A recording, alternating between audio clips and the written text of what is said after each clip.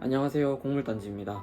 혼자서 하는 컨텐츠는 한계가 있고 또 지루하게 느껴질 수도 있겠다 싶어서 이번에는 구독자분들이 댓글로 남겨주신 질문에 답변을 드리는 방식으로 영상을 준비해봤습니다. 제가 영상을 쉬는 동안에도 제 근황을 궁금해 하시거나 또 물리치료사라는 직업에 대해 물어봐 주신 분들이 많았는데요. 시간이 없다는 핑계로 자주 영상을 올리지를 못했습니다.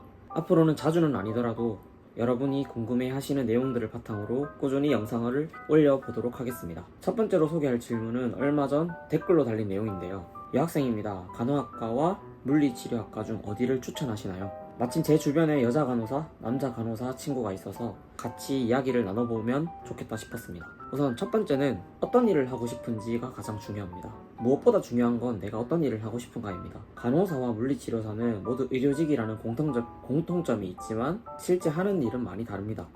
간호사는 수술방, 병동, 응급실 등 근무지가 다양하고 업무 범위도 넓습니다. 흔히 수술 보조라고 표현은 하는데 실제로 수술 중에 필요한 물품을 준비하고 또 환자 상태를 관리하는 역할이지 의사의 수술을 직접 보조하는 것은 아니라고 알고 있습니다.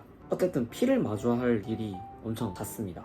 반면에 물리치료사는 환자가 다시 일상생활로 복귀할 수 있도록 돕는 역할을 합니다. 저는 피를 보지 않아도 된다는 점에서 만족을 하는 편입니다. 하지만 간호사든 물리치료사든 환자를 돌보는 과정에서 비위가 상할 수 있는 상황은 누구나 겪게 됩니다. 두 번째는 급여입니다. 급여 이야기를 빼놓을 수는 없겠죠. 물리치료사는 급여가 적기로 유명합니다. 반면 간호사는 특히 대학병원 기준으로는 초봉부터 물리치료사보다는 확실히 높습니다. 물론 간호사라고 해서 모두 높은 급여를 받는 건 아닙니다. 요양병원이나 개인병원에서는 물리치료사와 큰 차이가 없기도 하고요. 하지만 평균적으로는 간호사가 더 높은 급여를 받는 게 사실입니다.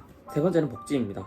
복지는 간호사냐 물리치료사냐의 차이보다 어느 병원에 다니냐가 더 큽니다. 일반 의원보다는 종합병원, 또 종합병원 중에서도 대학병원이 복지가 좋습니다. 특히 대학병원은 사학연금이 나오기도 하죠. 문제는 물리치료사는 대학병원 자리가 워낙 적고 채용 자체가 드물다는 점입니다. 간호사는 자리도 많고 선택지가 넓지만 일이 워낙 힘들어서 스스로 그만두는 경우가 많습니다. 반대로 물리치료사는 철밥통 자리가 아예 적다는 게 큰 차이입니다. 네 번째는 비전입니다. 물리치료사로서 오래 일하는 모습은 흔치 않습니다. 공무원이나 대학병원처럼 정년까지 가는 경우가 있기는 하지만 일반 병원에서는 보통 10년 정도 지나면 급여가 동결되는 경우가 많고 길어야 15년이라고 들었습니다. 물가는 오르는데 급여가 그대로면 결혼이나 출산 준비를 하는 게 쉽지 않겠죠. 그래서 많은 물리치료사들이 결국 병원을 떠나서 공무원 시험을 준비하거나 센터를 차리거나 다른 길을 찾습니다.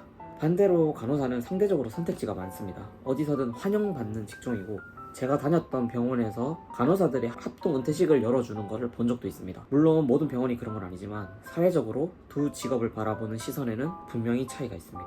정리하자면 간호사와 물리치료사는 모두 장단점이 있습니다. 결국 중요한 건 내가 어떤 일을 하고 싶은가 먼저 생각하는 겁니다. 특히 고3 수험생들 대학 진학을 앞둔 분들에게 조금이라도 도움이 되었으면 좋겠습니다. 구독과 좋아요는 큰 힘이 됩니다. 감사합니다.